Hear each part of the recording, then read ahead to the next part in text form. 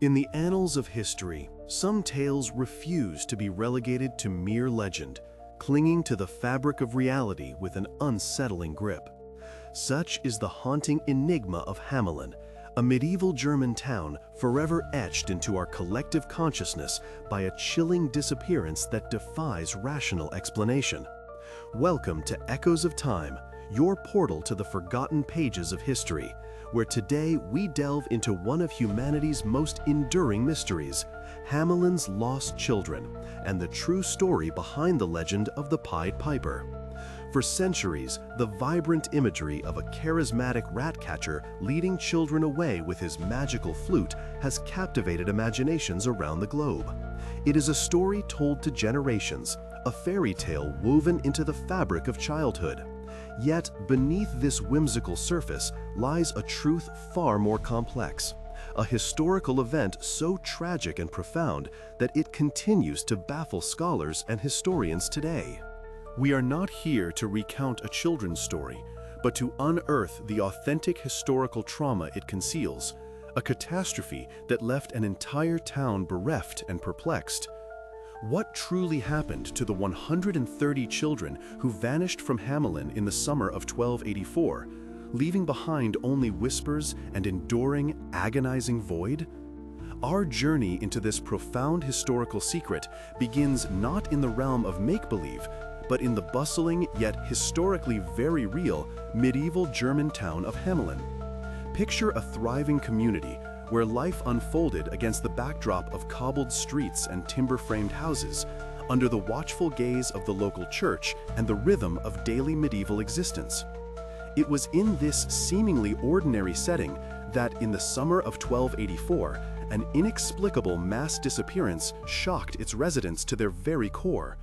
130 young lives gone without a trace, a sudden, devastating silence falling over a town that once echoed with their laughter and footsteps. It was a wound that would never truly heal, a question that would forever plague the collective memory of Hamelin. It is crucial, as we embark on this historical excavation, to separate the glittering threads of folklore from the stark, unyielding tapestry of fact. While the rats and the magical flute are indeed later embellishments, poetic additions that helped shape the narrative into the form we know today, the core event itself is far from a mere fabrication. Contemporary chronicles, painstakingly recorded by those who lived through or soon after the tragedy, bear witness to a real, catastrophic loss of young lives. Echoes of this loss resonated through the centuries, manifesting in tangible historical evidence. Early accounts, discovered in the town annals, speak not of a magical piper, but of a profound child exodus or a sorrowful journey undertaken by the youth. This terminology suggests a movement, a departure, rather than a whimsical abduction. Further solidifying its place as a genuine historical trauma, a now-lost inscription on what became known as the Pied Piper House also attested to the event. These fragmented yet compelling pieces of evidence confirm that what happened in Hamelin was no mere legend. It was a devastating reality, a historical moment that baffled medieval scholars and continues to intrigue us today, demanding our scrutiny. Over the centuries, as the historical details blurred and the legend grew, numerous hypotheses have been put forth, each attempting to explain the inexplicable. Like detectives piecing together clues from a centuries-old cold case, scholars have scoured historical records, demographic data, and sociological patterns of the medieval era to offer plausible explanations for Hamelin's lost children. Each perspective offers a tantalizing glimpse into medieval life's often harsh realities, yet none fully untangle the intricate knot of this persistent mystery, leaving us with a mosaic of possibilities.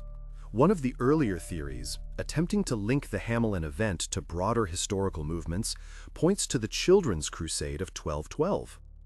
This dramatic historical episode saw thousands of European children and adolescents embark on a misguided and tragic pilgrimage to the Holy Land, driven by religious fervor. Some scholars suggest that the Pied Piper tale could be a distorted, localized memory of these earlier mass youth migrations, a folk memory of young people leaving their homes en masse, never to return. While the notion of mass youth movements resonates, the dates don't align perfectly. The Hamelin disappearance occurred in 1284, over 7 decades after the Children's Crusade, making a direct causal link difficult to establish. However, the theory does highlight a medieval context where large-scale, often perilous, journeys undertaken by young people were not entirely unheard of, perhaps contributing to a collective societal anxiety that found its way into such tales. A more compelling and extensively debated theory links the event to the Ostkolonization, the medieval German eastward expansion.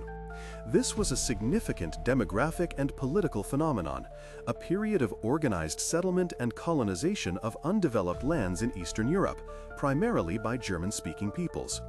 These vast, often untamed territories, spanning areas that are now Poland, the Czech Republic, and the Baltic states, presented both immense challenges and tantalizing opportunities. To facilitate this expansion, individuals known as locators played a pivotal role. These locators were effectively recruiters, tasked with attracting settlers to these new lands. They were often charismatic, persuasive figures, and intriguingly, they were frequently depicted as colorfully dressed, using vibrant attire and sometimes music to draw attention and inspire trust. Does this sound familiar? Could the Pied Piper, with his distinctive appearance and alluring music, symbolize such a locator? A compelling figure who, through promises of new opportunities, lured the town's youth to a new, perhaps perilous life, far from their familiar homes in Hamelin? The Ostkolonization theory provides a powerful framework for understanding the disappearance. Young people, particularly those with fewer prospects in their hometowns, would have been prime candidates for such recruitment. The promise of land, a fresh start, and the chance to build a new life in a burgeoning settlement could have been incredibly enticing. However, these journeys were fraught with danger. The path to these new eastern territories was long and arduous, often traversing dense forests, treacherous rivers, and wild, unmapped terrain. Disease, banditry, and the sheer unforgiving nature of the wilderness were constant threats. Many who set out on these expeditions never reached their destination or found only hardship upon arrival. If the Hamelin children were indeed recruited by a locator, their journey eastward might have ended tragically, swallowed by the vastness of the medieval landscape or succumbing to the harsh realities of pioneering life. Their disappearance would then not be a magical act, but a stark, brutal consequence of medieval migration patterns and the often unseen human cost of territorial expansion. The absence of a physical return or even news would have solidified the mystery in Hamelin, allowing the void to be filled by folk memory and, eventually, a magical tale. Other theories delve into the realm of natural disaster and epidemic, common scourges of the medieval world that could have wiped out a significant portion of a community's young population. One suggestion posits a devastating epidemic, such as the plague, or even the less understood yet equally terrifying St. Vitus's dance, a form of mass hysteria often linked to ergot poisoning, which could cause uncontrollable dancing and lead to exhaustion and death. Such diseases could decimate a population, and particularly the young, whose immune systems might be more vulnerable. The very nature of these diseases, spreading rapidly, often with mysterious origins and devastating effects, could easily be shrouded in folk memory, transforming the unseen killer into a magical external force like a piper. Alternatively, some scholars have considered a natural disaster, such as a landslide. While less commonly associated with the Piper narrative, a sudden, catastrophic geological event could certainly account for the loss of a large group of people in a localized area, leaving little trace. In an era without advanced scientific understanding, such an event would have been perceived as a profound and inexplicable tragedy, fertile ground for the growth of legends to explain the unexplainable. Join us on Echoes of Time as we scrutinize the historical evidence, attempting to separate fact from folklore and explore the most plausible explanations for this enduring enigma. The truth behind the Pied Piper is not just a dark legend. It is a profound window into the fears, migrations, and beliefs of the medieval world.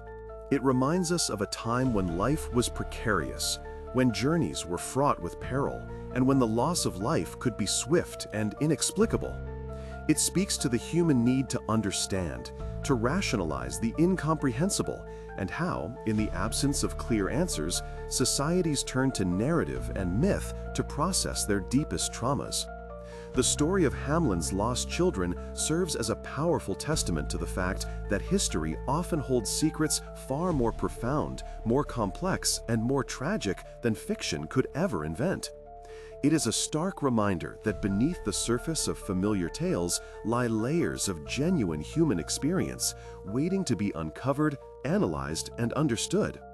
As we piece together these fragments of the past, we not only shed light on a distant historical event, but also gain a deeper appreciation for the forces that shaped our ancestors' lives and continue to resonate in our present.